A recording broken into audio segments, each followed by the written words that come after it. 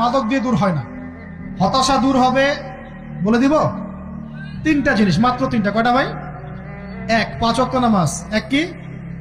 নামাজে আপনি অজু করে সিজদা দেন, ইনশাল্লাহ আপনার মনে প্রশান্তি না আসলে আমাকে এসে বলেন যে আসে না। চোখের পানি, মনের আবেগ যা আছে আপনার ভিতরে, কষ্ট, দুঃখ, যন্ত্রণা, সব আল্লাহকে ঢেলে দিবেন ইনশাল্লাহ। নিজের আবেগ ধরে রাখবেন এখানে, আপনি আল্লাহর জন্য ঢেলে দিবেন। মানুষকে আবেগ দেখে কি লাভ? মানুষ আপনার চোখের পানির মর্ম বুঝবে? মানুষ কি মানুষের চোখের পানির মর্ম বুঝে? আপনার পিতা যদি মারা যায়, আমার কাছে এসে দোয়া চান কান্নাকাটি করে, আমি দোয়া করতে পারবো, কিন্তু আমি কিন্তু আপনার ফিলিংসটা বুঝতে পারবো না। আপনার অনুভূতি কে বুঝতে পারবেন?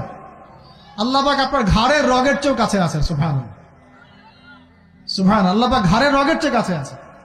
গতকালকে বাংলাদেশের একজন বরেণ্য আলেমের সাথে একটা কনফারেন্সে ছিলাম। উনি বলছিলেন যে এক ব্যক্তি, এটা শোনেন, এক ব্যক্তি খুব তার শখ যে তিনি সাহাবীদের মতো নামাজ পড়া শিখবেন। কথা বুঝতে পারছেন? সাহাবীদের মতো নামাজ শিখবেন। তো একজন বরেণ্য আলেমের কাছে এসেছেন, এসে বলছেন যে আমাকে সাহাবীদের মতো নামাজ শিখিয়ে দেন। তখন সেই আলেম আরেকজন আলেমের সন্ধান দিয়েছেন, যে তুমি তার কাছে যাও, তিনি শেখাবেন। তো সেই ব্যক্তি একটু অবাক হয়েছেন, কারণ যাকে প্রশ্ন করেছিলেন তিনি অনেক বড় মুহাদ্দিস, আর যার কাছে পাঠানো হচ্ছে তিনি অত বড় মুহাদ্দিস নন, কিন্তু আবেদ, আমল করেন। তাকে গিয়ে বলছেন উনি আমাকে পাঠিয়েছেন সাহাবীওয়ালা নামাজ শিখিয়ে দেন। তখন তিনি বলছেন ঠিক আছে, সুন্দর করে ওযু করে আসো, সুন্দর করে ওযু করে আসো। ওযু করার সময় খালি খেয়াল রাখবা যে আমি ওযু করছি শুধু আল্লাহর সন্তুষ্টির জন্য। কি খেয়াল রাখবেন? ওযু করছি শুধু আল্লাহকে রাজি খুশি করার জন্য ওযু করছে, আর কোনো উদ্দেশ্য নাই আমার। ওযু করতে যাচ্ছে, তিনি আবার বলছেন দাঁড়াও, শুধু আল্লাহকে রাজি খুশি করার জন্য ওযু করো। আবার শুরু করছেন, আবার বলছেন শোনো, শুধু আল্লাহকে রাজি খুশি করার জন্য ওযু করো। এভাবে বলতেই আছেন, নামাজে দাঁড়িয়েছেন, দাঁড়ানোর আগে বলছেন শোনো, শুধু আল্লাহকে রাজি খুশি করার জন্য নামাজ পড়ো। বলতেই আছেন। এক পর্যায়ে সে ব্যক্তি নামাজ শুরু করলো, নামাজে মনোযোগ এদিক ওদিকে যায়, আর তার মাথায় এটা আসে, এই শুধু আল্লাহকে রাজি খুশি করার জন্য আমাকে নামাজ পড়তে হবে, শুধু আল্লাহকে রাজি খুশি করার জন্য নামাজ পড়তে হবে। এই চিন্তা তার মনের মধ্যে ঘুরপাক খাচ্ছে। এভাবে নামাজটা সে শেষ করেছে। শেষ করে চিন্তা করছে যে নামাজ তো পুরোপুরি মনোযোগ দিতে পারলাম না, বারবার মাথার মধ্যে এরকম চিন্তা আসছে, আল্লাহ আমাকে তুমি মাফ করে দাও, নামাজটা আমার মনে হলো না ঠিক মতো। তখন সে ফিরে এসে তার সে ওস্তাদকে বলছেন আমার তো নামাজ এরকম করে পড়লাম, কিন্তু শেষমেশ মনে হলো যে নামাজটা হয়তো কবুল হয় নাই, আল্লাহর কাছে খুব মাফ চাইলাম, আল্লাহ আমাকে মাফ করে দাও, নামাজটা মনে হলো না। তখন সেই যে প্রথম ব্যক্তি যিনি পাঠিয়েছেন তিনি বলছেন এটাই হলো সাহাবীওয়ালা নামাজ। তারা আল্লাহকে রাজি খুশি করার জন্য নামাজ পড়তেন, নামাজ শেষ করে আল্লাহর কাছে ইস্তেগফার করতেন, আল্লাহ কিছুই হলো না, কিছুই হলো না। আমার কথা কি বুঝতে পারছেন? অতএব আল্লাহকে রাজি খুশি করার জন্য আপনি আপনার আবেগ, আপনার ইবাদত সব ঢেলে দিবেন, অন্য কারো কাছে কিছু পাওয়ার আশা করবেন। আমাকে আল্লাহ পাঠিয়েছেন দুনিয়াতে নামাজ পড়তে, রোজা রাখতে, দিনের প্রচার করতে, দিনের জ্ঞান অর্জন করতে, এই তো। তা আমি একজন মেয়ের জন্য জীবন নষ্ট করে দিব কেন? আমি তাহলে আল্লাহর কাছে কি মুখ দেখাবো, আর নবীর কাছে কি মুখ দেখাবো? ওখানে গিয়ে বলবো আল্লাহ আমি আমার অমুক প্রেমিকার জন্য আশেক হয়ে একদম জীবন দিয়ে দিয়েছি, আত্মহত্যা করেছি। গেছে ভাই, যাইতে দেন। যে ব্যক্তি আপনার অবস্থানকে মূল্যায়ন করে নাই সে আপনার যোগ্য ছিল না। এখন আপনি কি করবেন? নিজের অবস্থান উন্নত করেন, আপনার পিছনে লাইন ধরে ঘুরবে ইনশাআল্লাহ। এটাই বাস্তবতা। দুনিয়া খুব খারাপ জিনিস। মানুষের অবস্থানকে মূল্যায়ন করে, মানুষের অবস্থানকে মূল্যায়ন করে, কিন্তু আল্লাহ রাব্বুল আলামিন আপনাকে সর্বাবস্থায় ভালোবাসেন। আলহামদুলিল্লাহ। এই যে আমরা এখন অনেক পাপ করছি না, আল্লাহ কি আমাদেরকে আযাব দিয়ে ধ্বংস করে দিয়েছেন? আল্লাহ পাক এখনো আমাদেরকে ভালোবাসেন, রহম করেন, আল্লাহ পাক অপেক্ষায় করছেন কখন তওবা করবে, আমি তওবা কবুল করব। এই কখন আমার বান্দা খালি একবার বলে আস্তাগফিরুল্লাহ, আল্লাহ পাক সাথে সাথে মাফ করে দিবেন। আর সেই আল্লাহকে ভুলে আপনি কার পিছনে ছুটছেন? আমরা কিন্তু নিয়াত করতে পারি ভাই যে আমরা যারা ওয়াজ শুনলাম জীবনে কোনোদিন সিগারেটে হাত দিব না ইনশাআল্লাহ। রাজি আছি ভাই? অন্য বড় বড় জিনিস তো বহু দূরের কথা। আচ্ছা, অনেকে রাজি হয় নাই কেন? আপনারা কি অলরেডি আসক্ত? আমি অনেক ভাইকে দেখেছি মাশাআল্লাহ ইফতার খুলেই একদম বেনসন টানা শুরু করে। হ্যাঁ, এটা যে হারাম আপনাদের কেউ ওয়াজ করে শোনায় নাই? এটাকে কি মনে করেন আপনারা, হারাম না হালাল? কেউ বলেছে মাকরু, নাকি মাকরু ফতোয়া দিয়েছে? মাকরুহ শব্দের অর্থ জানেন আপনি? মাকরুহ শব্দের অর্থ কি একটু শোনেন। সূরা বনী ইসরাঈল খুলবেন। কোন সূরা? সূরা বনী ইসরাঈল আল্লাহ পাক বলছেন, আমি বনু ইসরাঈলকে এই এই কাজগুলো করতে নিষেধ করেছিলাম। কোন কোন কাজ? জেনা করো না, জেনার ধার কাছে যেও না, এতিমের মাল আত্মসাৎ করো না, শিরিক করো না ইত্যাদি। যারা আলেম আছেন তারা আমার কথা বুঝবেন।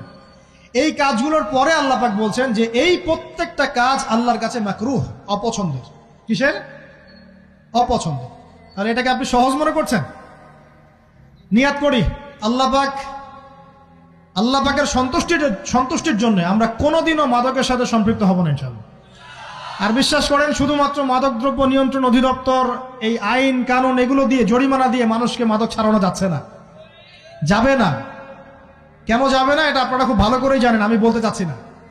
অনেক সময় মাদক বিরোধী কনসার্ট করে মানুষ, মাদক বিরোধী কনসার্টে ওঠার আগে এক বোতল ডাইল খেয়ে আসে আগে। এগুলো কি বাস্তব কথা বলছি না অবাস্তব কথা বলছি? আমাদের যুবক ভাইরা কোশ্চিন কালেও মাদকের ধার কাছে যাবেন না ইনশাআল্লাহ।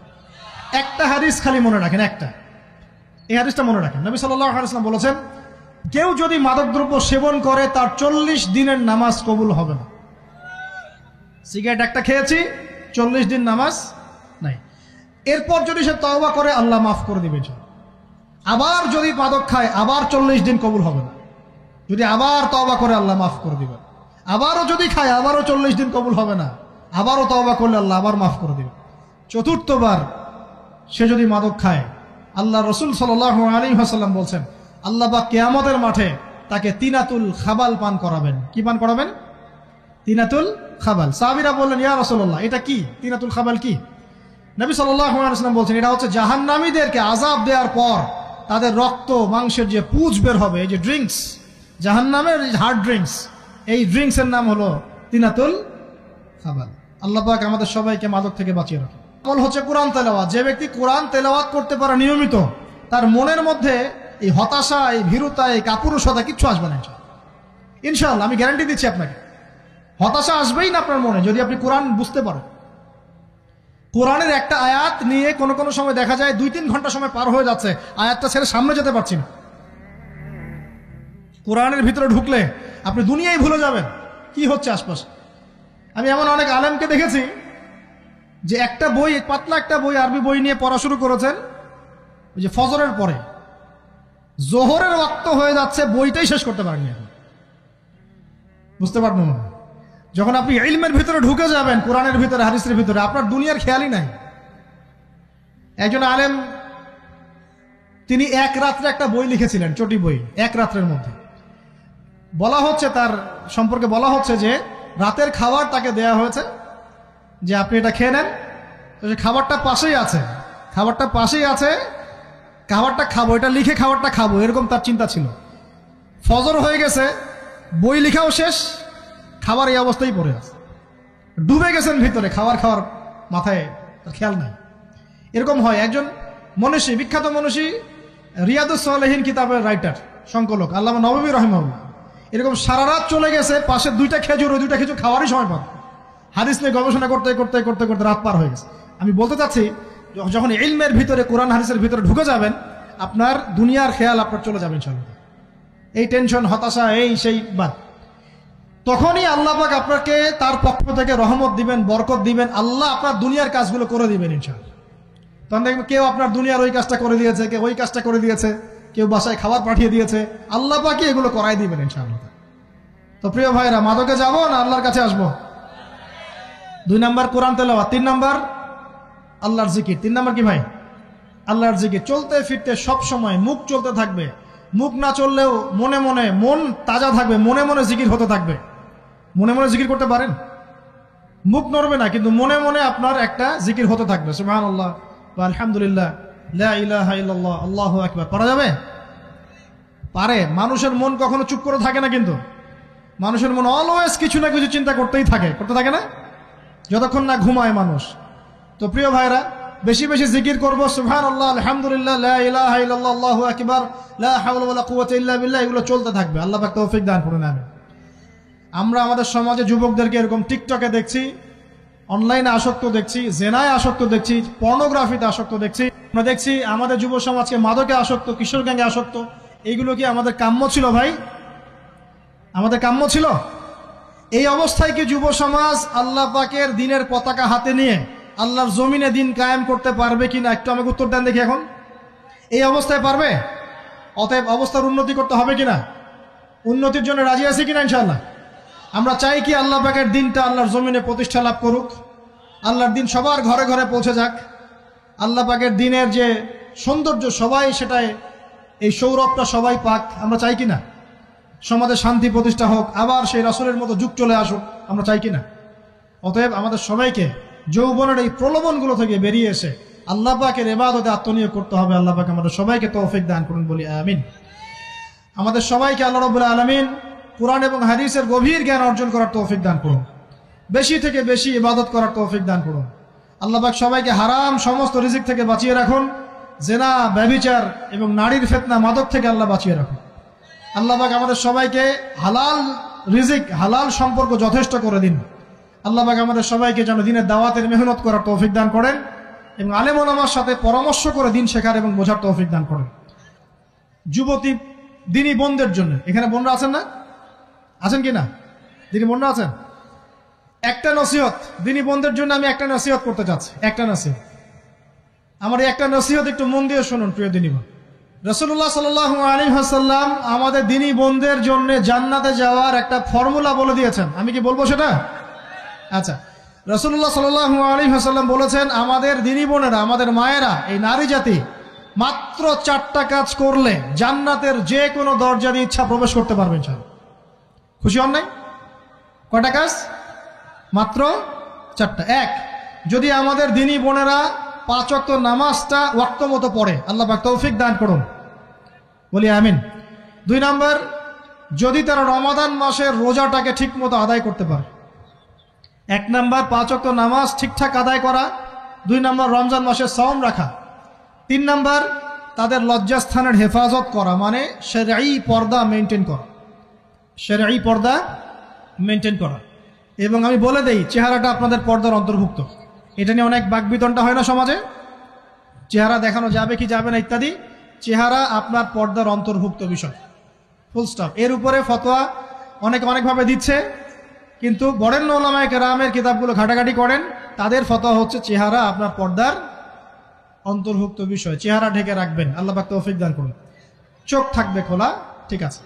4 নাম্বার, স্বামীর আনুগত্য করতে হবে। স্বামীর আনুগত্য, এই যে আনুগত্য শব্দ শুনলেই মানুষের একটা মানে নেগেটিভ ধারণা তৈরি হতে পারে। স্বামীর আনুগত্য মানে কি আমি তার দাসত্ব করব?